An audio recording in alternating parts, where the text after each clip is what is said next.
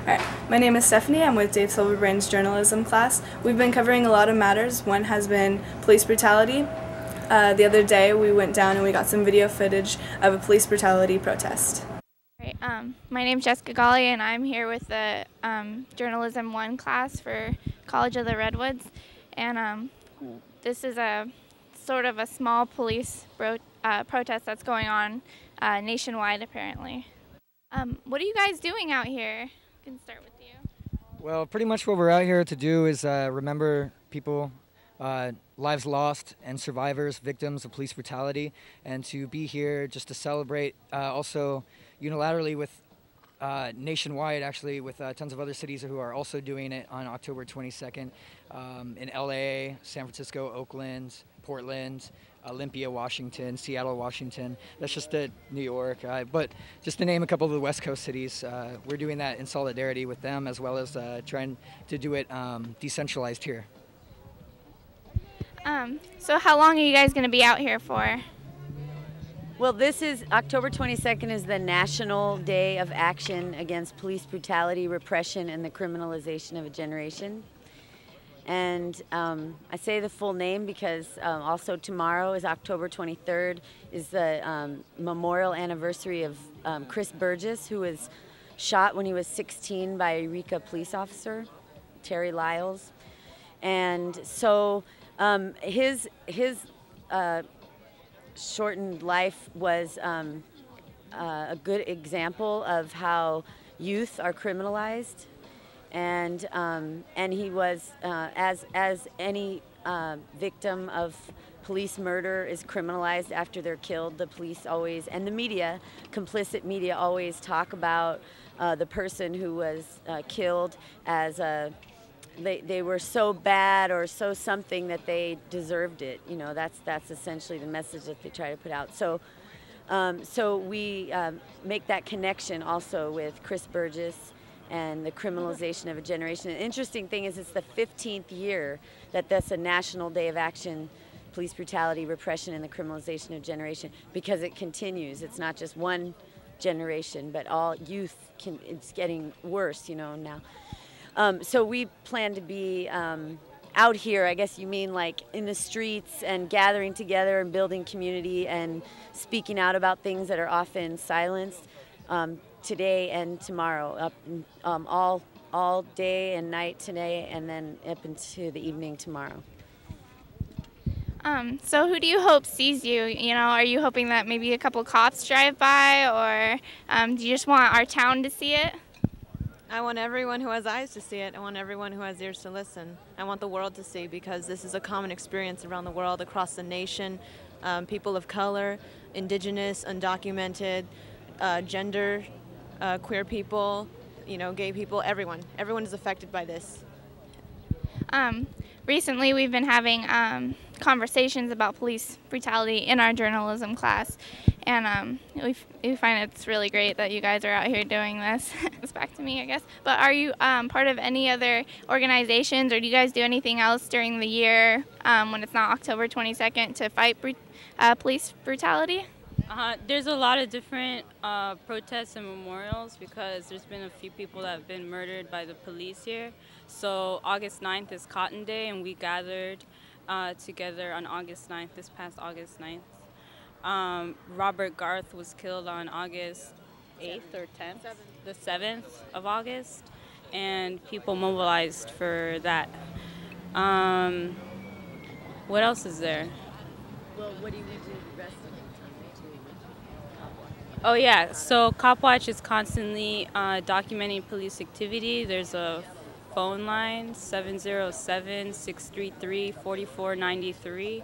Anyone could call at any time to report police abuse or to report suspicious activity.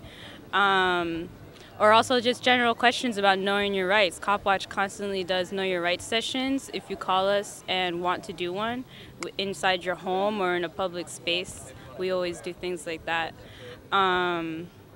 And we do some at People's Actions for Rights and Community office. We also encourage what we call a culture of Copwatch, where anyone, because it's a protected constitutional right, That's actually being challenged in other states, but in California we're still holding strong on that, where anyone can videotape the police if they can see them in public. And so we encourage everyone to stop and watch and observe and be present, and not just, oh, I'm glad it's not me, and walk off, because that's how we learn how to protect each other. And when people are hurt by the police, they're also usually charged with a crime as a way for the police to cover up what they've done, and also to distract the person from how angry they might be for being abused. And so then they're stuck in what we call the criminal injustice system, where they're now defending themselves, even though they might have been brutalized, sent to the hospital, all kinds of things. So we strategize with people based on how they feel, their comfort level, about whether they want to expose what happened to them. We work with them on how to go through the, facing these charges that have now been brought against them in a way that they don't get railroaded like most people do through the court system, the district attorney, and all that. And we also will, help people organize demonstrations or spaces if they need a safe space to talk about things. And we try to write about what's happened. And get that truth out to more people. I'm Jessica Golly with the Journalism 1 class at College of the Redwoods, and I'm here at 2nd and F with the small police protest that's going on nationwide. During CR's earthquake alarm drill, the journalism class went around to talk to people about what they thought and how they reacted. There we go.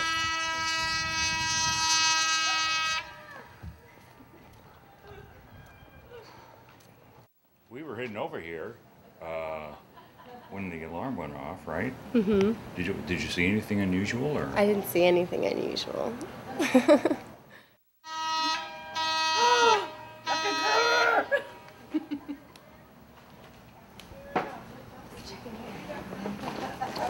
Here we go. Nobody's ducking and covering? No one's ducking and covering. Some people are leaving. Did you guys duck and cover in there? No. She showed us websites on what to do, like where to go at home. Oh, I see. You showed her on the they showed her on the website? Yeah. Let's see. Some people are leaving. That's kind of good for after the earthquake. Well, what do you think? I mean, we were here, right? Yeah. Well, we didn't duck and cover either, though. No, but we're journalists. We don't have to do that. There's just there's different websites about the shakeout.org, and it'll show you what you can do when you're at home. When you go under the desk, you hold on, and the different places you can go when there is an earthquake. So Yeah. and how to earthquake safety. So you know what you're supposed to do anyway. Yeah. Okay. What would you do in the event of an earthquake? Well, it depends. If I'm in there, you either get in the doorway or under something sturdy, or if you're outside, you get away from all of the electricity wires and stuff. And they tell you how to take your TVs that are flat screened and make sure they're bolted to the wall. And yeah, it's Worth a probably a shot. good thing to practice. Maybe they should talk about it a little bit more.